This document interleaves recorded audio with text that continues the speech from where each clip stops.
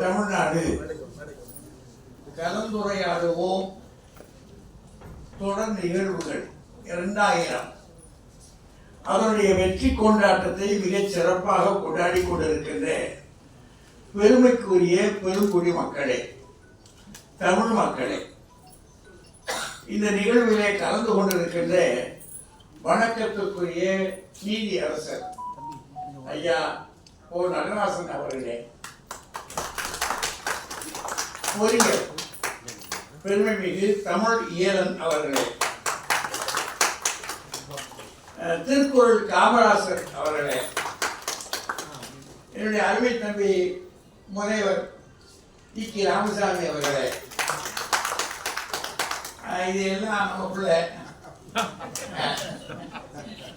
இவரையும் தம்பின்னு தான் நான் சொல்லணும். வரராஜன் அவர்களே, கூடியிருக்கிற பெரியோர்களே, தாய்மார்களே, இளைஞர்களே, உங்கள் அத்தனை பேருக்கும் என்னுடைய பணிவான வணக்கத்தை முதலில் கூறிக்கொள்கிறேன். எனக்கு இந்த நிகழ்வை பார்க்கிற பொழுது ஒரு பெரிய மகிழ்ச்சி. ஏனென்றால் இது உலகெங்கிலும் இருந்து வந்திருக்கக்கூடிய மக்கள் இங்கே இருக்கிறீங்க. இந்த முதல்ல சிங்கப்பூர்ன்றார் அவர் ஒருத்தர். அப்புறம் சிங்கப்பூர்ல இருந்து இங்க வந்திருக்கிறாங்க ஆட்கள், வேறு வேறு ஊர்கள் இருந்து தான் வந்திருக்கிறாங்கன்னு தெரியுது. இதுக்கு எப்படி தொடர்பு வச்சுக்கிட்டீங்க தெரியல எனக்கு. எந்த மாதிரி தொடர்பு இது, எப்படி ஆட்களை பிடிக்கிறீங்க? ஏன்னா பெரிய பெரிய விளம்பரம் பண்ணி பார்க்கிறோம், கூட்டம் வராது, காத்தாது. ஆனா இங்க வந்து பார்த்தா இது என்ன கலந்துரையாடம்ன்றாரு, என்ன செய்ய போறாங்க ஒண்ணு பார்த்தா தெரியாத ஆட்களா இருக்கு. மேடைக்கு நான் இதுவரைக்கும் அறிமுகம் இல்லாத ஆட்கள். அப்ப இவங்களே இதுவரைக்கும் நான் பார்க்கல, இது எப்படி இப்படி கூடுறாங்க அப்படின்னு பார்த்தா இங்க கிட்டத்தட்ட ஒரு 100 பேருக்கு மேல தெரியுது. 100 பேர் இருக்கும், 100 பேர் 50 60 பேருக்கு மேல போகும். 200 பேரா ஒரு ஆசை தான் இருக்கும். ஆனா இது 50 பேரோ 100 பேரோ 200 பேரோ அதை பத்தி கவலையே இல்லை. ஆனா எத்தனை பெரிய மகிழ்ச்சியான செய்தி இது. கலந்துரையாடுவோம் அவ்வளவுதானே. எதுக்காக, என்ன நோக்கம், எதை பற்றி பேச போறீங்க? ஏன்னா இவர் சொல்லிட்டு வந்தார், கலந்துரையாடுவோம். இந்த பிள்ளைகள் பேசுறாங்க, ஒரு 25 நிமிஷம் பேசுறாங்க, அப்புறம் நீங்க ஒரு 25 நிமிஷம் பேசணும் நோட்டீஸ் போட்டுக்கிறார், அழைப்பு. நானே சரி இவங்க பேசுற ஒரு பாடி என்ன பேசுறாங்களோ அதை வச்சு நம்ம என்னத்தையாவது பேசுவோம் அப்படின்னு யோசிச்சு வந்தேன். இப்ப இங்க வந்த உடனே அதை கலட்டி விட்டுட்டார். அதை கலட்டி எங்க இந்த 5 பேர் பேசணுமே அப்படின்னு, அதெல்லாம் இல்லை நீங்க பேசுங்கன்றார். என்ன பேசுறது, அது ஒரு பெரிய காரியம். ரொம்ப முக்கியம் பல சிக்கல்கள் இது ஒண்ணு. ஏன்னா இது ஒரு சாதாரண அவை இல்லை, எல்லாம் படித்த ஒரு சான்றோர் பேரவை. சும்மா ஒன்றும் சொல்ல முடியாது. இது சாதாரண போட்டுட்டு என்னத்தையோ போட்டு உழைப்பி விட்டுட்டு அவங்க வந்து யாரோ படித்தவங்க பேசுறாங்க உங்களுக்கு நமக்கு விளங்கல அப்படின்னு போக முடியாது. இது பெரிய இடம், இந்த அவையில வந்து நம்ம உடலிட்டு போக முடியாது. அப்ப என்ன சொல்றது, பெரிய தடுமாற்றத்தை உடனே வச்சுட்டாரு. வரலாறு இருக்காரு, எங்க ஒண்ணுமே பிடிச்சு வைக்கிறேன்னு பாரு புண்ணு போட மாட்டி விட்டுட்டாரு. ஆனா இந்த பிள்ளைகள் சாதனை செய்திருக்கு. முன்னாடி பார்த்த சின்ன பிள்ளைங்க வந்து தந்திரமா இருக்க அந்த பையன் நான் ஏற்கனவே பார்த்திருக்கேன் நிகழ்ச்சி, ரொம்ப அருமையா செய்யறான். அவனுடைய பையனுக்கு அது பாராட்டுறேன். பிள்ளைகளை பார்க்கறது, சின்ன பிள்ளைகளை நிகழ்ச்சிகளை அறிமுகம் பண்ணக்கூடிய அவருக்காக பாருங்க. அதான் அவர் என்னமா அனுபவம் பண்றாரு. குப்பை போய் மேத்தை அப்படின்னு அவருக்கு ஒரு ஆசை, அது ஒரு புறம். இந்த பக்கம் திருக்குறள் காமராசர் அவர் ஏகப்பட்ட பிள்ளைகளுக்கு சொல்லிக் கொடுத்திருக்கிறார். ஏன்னா இப்ப அதுதான் செய்ய வேண்டிய வேலை. நம்ம செய்ய வேண்டிய வேலைகளை ஒன்று கலைஞர் ரொம்ப அருமையாக தொடங்கி வைத்தார். இருக்கக்கூடியதிலே நமக்கு ஒரு அடையாளம் வந்து இதை பற்றி கொண்டுதான் நம்ம எந்திரிக்கணும். இன்னொருவரை பற்றி கொண்டுதான் எங்களும் ஒரு பொருள் சொன்னா பாருங்க. அது மாதிரி எங்களுக்கு இருக்கிற யாரு, நாங்க ஒன்றும் ஏப்ப சாப்பிடாத ஆட்கள் இல்லை. நாங்க உலகத்தில் நின்று சிறக்க வேண்டிய ஆட்கள். என்ன எங்களுக்கு எடுத்து சொல்லுவார் இல்லாமல் போச்சு. இப்ப சொல்ல போறோம் அப்படின்னு காட்டுறதுக்கு அவர் ஒரு திருவள்ளுவர். அதனால அவரை வைத்துக் கொண்டு அவர் பெயர்ல இவர் எழுதினார் திருக்குறள் காமராஜர். நிறைய மாணாக்கர்கள் உருவாக்குறாங்க. அந்த பிள்ளைகள் வந்து இப்ப 1300 பிள்ளைங்க 2 பிள்ளைங்க சொன்னாங்க. 6 பிள்ளை இருக்கான். 6 பிள்ளைகள். இந்த சமயத்தை பரப்புறதுக்கு முற்றோதல்னு சொல்றாங்க. இந்த முற்றோதல் வச்சு திருவாசகத்துல முற்றோதல் ஓதுறாங்க. அந்த மாதிரி இதுக்கு முற்றோதல் இதுதான். 1300 திருக்குறளையும் சொல்வதற்கு ஒரு முற்றோதல்.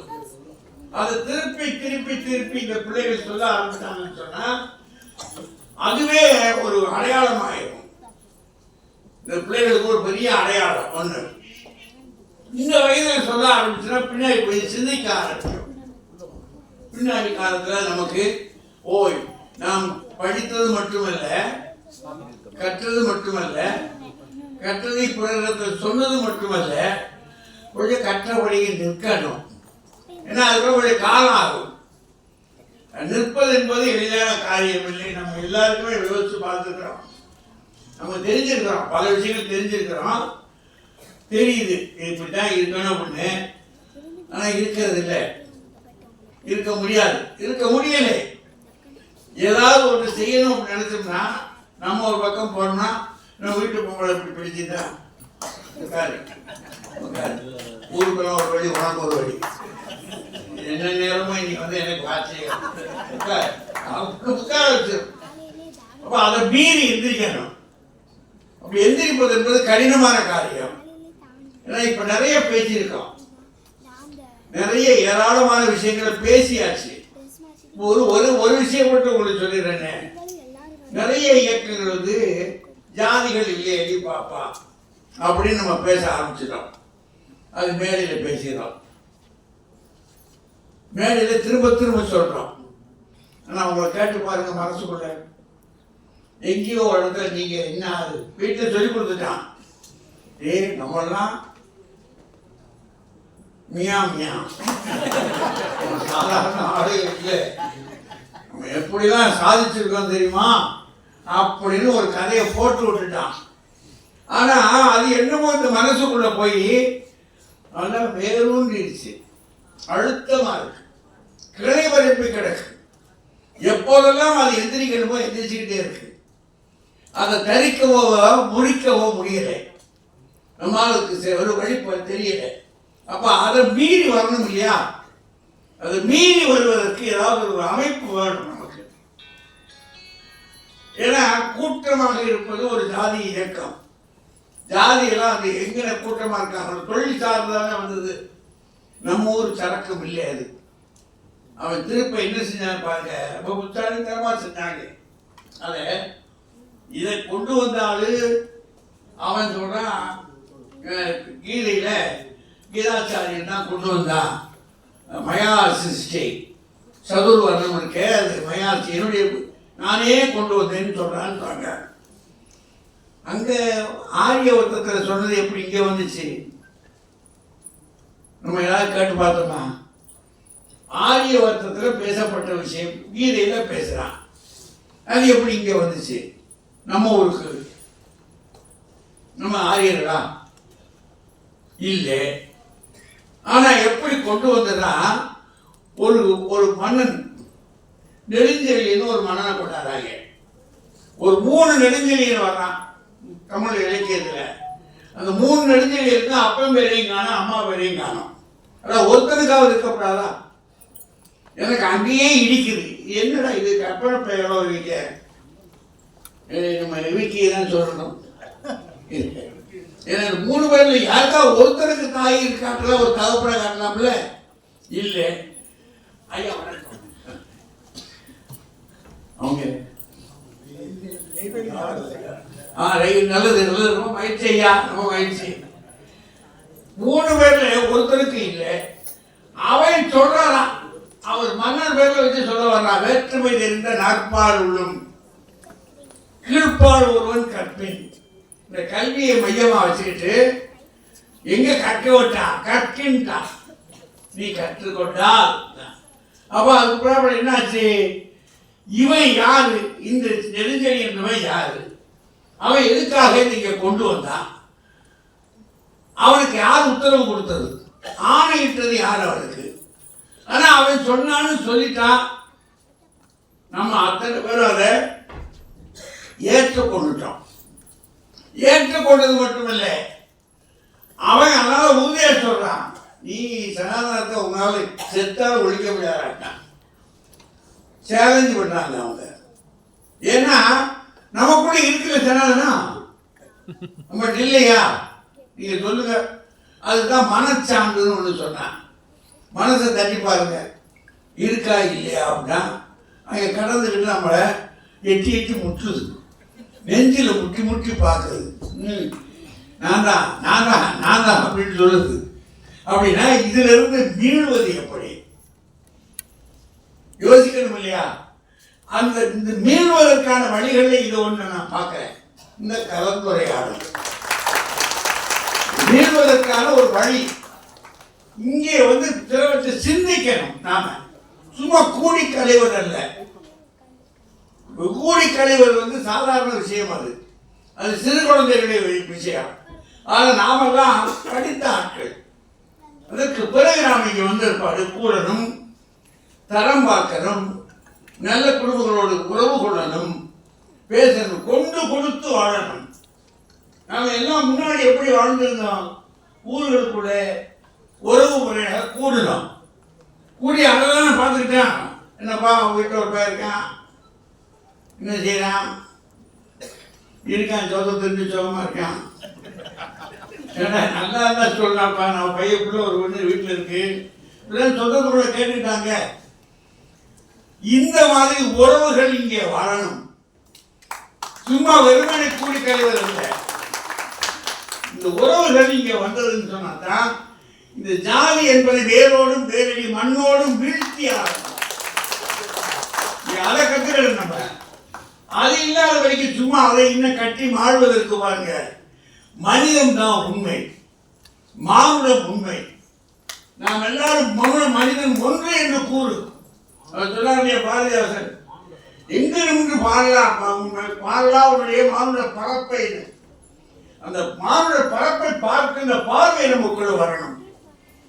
அதனால உங்ககிட்ட நான் வேண்டிக்கிறது, இந்த கூட்டத்துக்குள்ளே அதை திடீர்னு பேசிட்டு வந்ததுனால நான் எதைத்தான் பேசுறது அதை தான் தோண்டி எடுத்துக்கிட்டே வர்றேன். ஒன்று இது.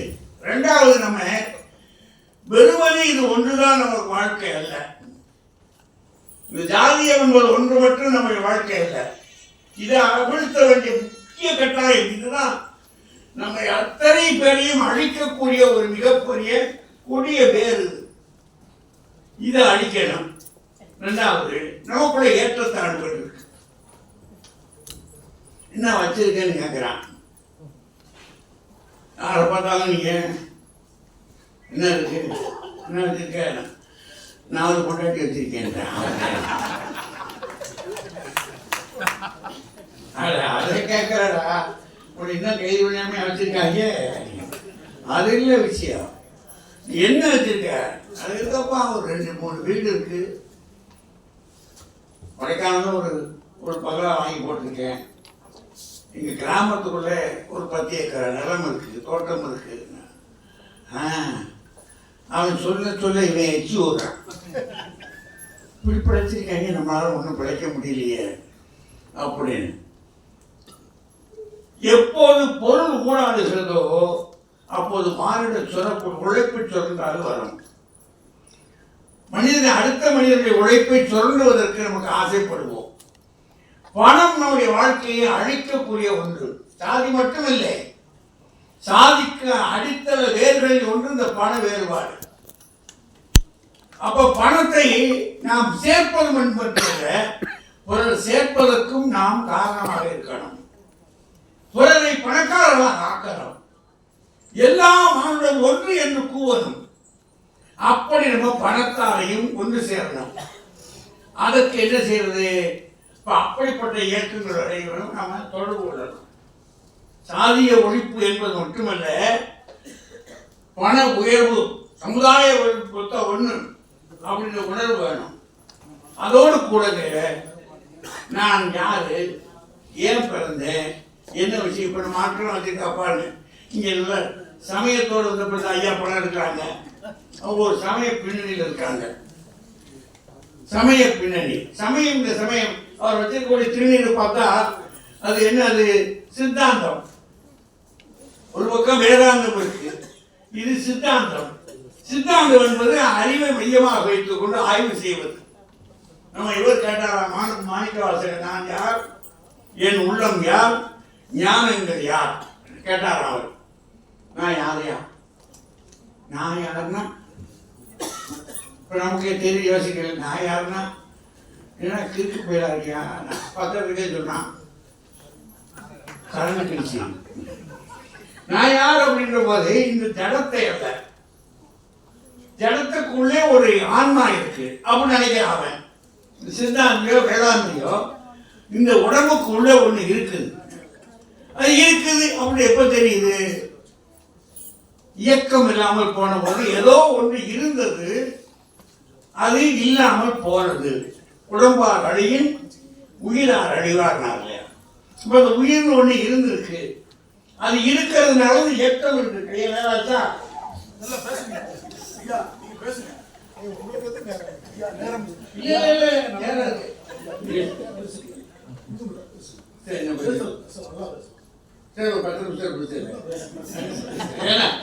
நேரத்துக்கு போட்டிருக்காங்க. நேரம் கருதி காரியம் நடத்தலாம். சும்மா நான் பாட்டுக்கு நினைச்ச உடனே விட்டுட்டு போய் நீங்க வந்து இந்த கொண்டு வந்து வெட்டி வேலையை போட்டு அவள் பேசக்கூடாது. அதுக்கு முன்னாடி என்ன செய்ய வேண்டியிருக்குன்னா, நான் யாரு, என் உள்ளம் யார் அப்படின்னு சமய ஞானி கேட்கிறான். இந்த ஞானம்னு ஒண்ணு இருக்க, அது என்ன? அது ஏன்னா நம்ம பையன், ஒரு பையன் நல்லா படிக்கிறான், அருமையா படிக்கிறான்.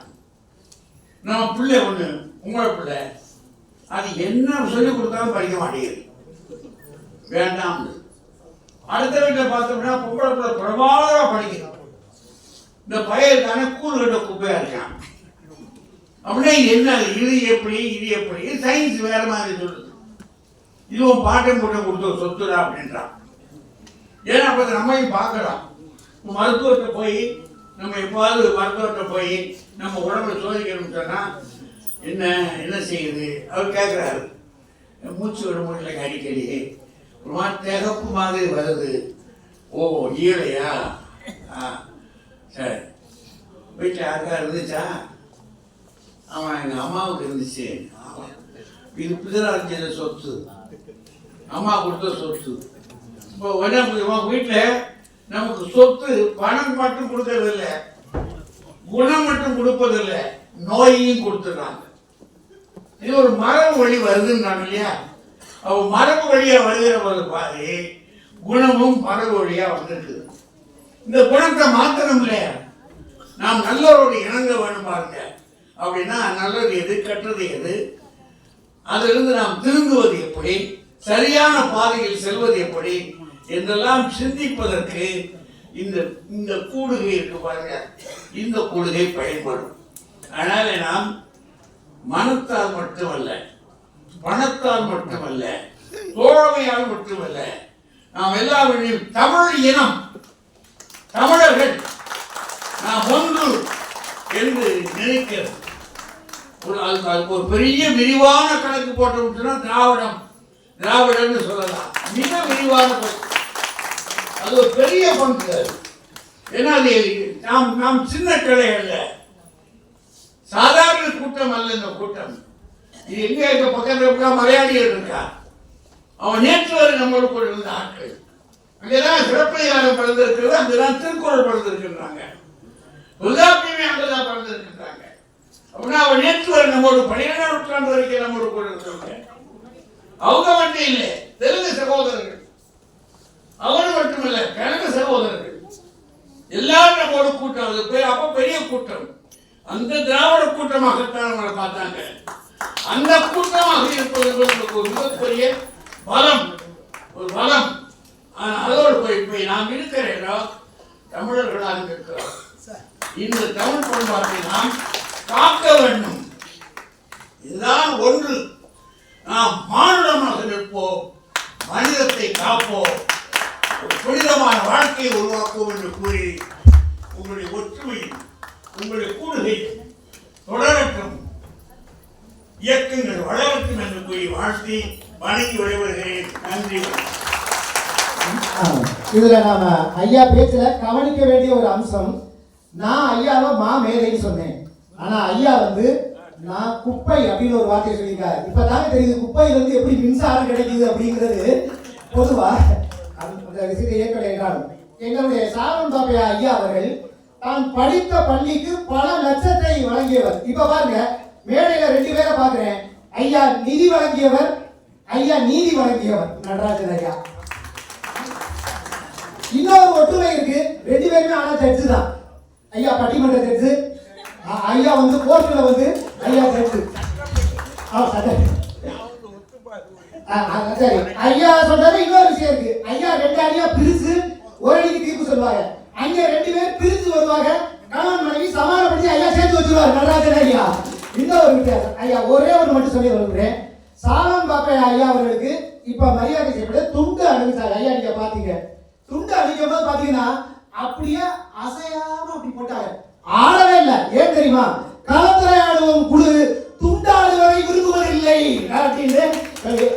ஐயாவுடைய பேச்சுடைய சாராம்சம் என்னன்னு சொன்னா, தமிழ் வரலாறு சார்ந்த அம்சம் தான் எல்லாமே. ஐயா பேசுனது எல்லாம் சாராம்சம்ங்கிறது எதுவுமே கிடையாது. அதுவும் நயம் தரும் அம்சம் தானே தவிர நயம் தாரா அம்சம் கிடையாதுன்னு சொல்லி விடைபெறுகிறேன். நன்றி வணக்கம். பெருமக்களே, இந்த நிகழ்வுக்கு சிறப்பு கூட்டுவதற்காக மதுரையினுடைய அனைத்து கல்லூரி மாணவ செல்வங்களுக்கு ஒரு தலைப்பு வழங்கி அவர்கள் கட்டுரை வழங்கியிருக்கிறார்கள். நாம் கடந்து வந்த படிப்பு, பதவி, வரலாறு என்கிற தலைப்பில் அது ஐயா அவர்கள் அடுத்த நிகழ்ச்சிக்கு செல்ல வேண்டியிருப்பதனால் அந்த பேரை மட்டும் நான் படிச்சிடுறேன். முதல் பரிசை மதுரை யாதவர் கல்லூரியினுடைய முதுகலை தமிழ் மாணவர் அழகு பாண்டி பெற்றுக் கொள்கிறார். தமிழ் இருங்க. 2ஆம் பரிசை மதுரை அரசு மீனாட்சி கல்லூரியினுடைய முதுகலை தமிழ் மாணவி மீனா சுமையா பர்வீன் அவர்களும், 3ஆம் பரிசை அதே மீனாட்சி கல்லூரியினுடைய பாலாம்பிகையும் பெற்றுக் கொள்கிறார்கள். 6வது பரிசாக யாதவர் கல்லூரியினுடைய சரவணவேல், மீனாட்சி கல்லூரியினுடைய மு கங்கா, மீனாட்சி கல்லூரியினுடைய பாண்டிச்செல்வி, தியாகராசர் கல்லூரியுடைய மாவண்ணா மகேஷ், தியாகராசர் கல்லூரியுடைய அனிதா, தியாகராசர் கல்லூரியுடைய பாலபோதினி, ஈமாகோ யாதவ மகளிர் கல்லூரியுடைய மாணவி மோகனப்பிரியா, செந்தமிழ் கல்லூரியுடைய யோகஸ்ரீ, மீனாட்சி கல்லூரியுடைய கோகிலா, தியாகராசர் கல்லூரியுடைய நித்யா, இவர்களெல்லாம் இதில் வெற்றி பெற்றிருக்கிறார்கள். முதல் விருதினை முதல் பரிசு 5000 ரூபாய், 2ஆம் பரிசு 3000 ரூபாய், 3ஆம் பரிசு 2000 ரூபாய், மற்ற 10 பேருக்கும் ஆறுதல் பரிசாக 1000 ரூபாய் வழங்கப்படுகிறது. இப்பொழுது அந்த முதல் பரிசு பெற்ற 3ஆம் பரிசு பெற்ற அழகு பாண்டியவர்களுக்கும் பாலாம்பிகை அவர்களுக்கும் ஐயா அவர்கள் இந்த சான்றிதழையும் பணத்தையும் வழங்கி பெருமை சேர்ப்பார்கள்.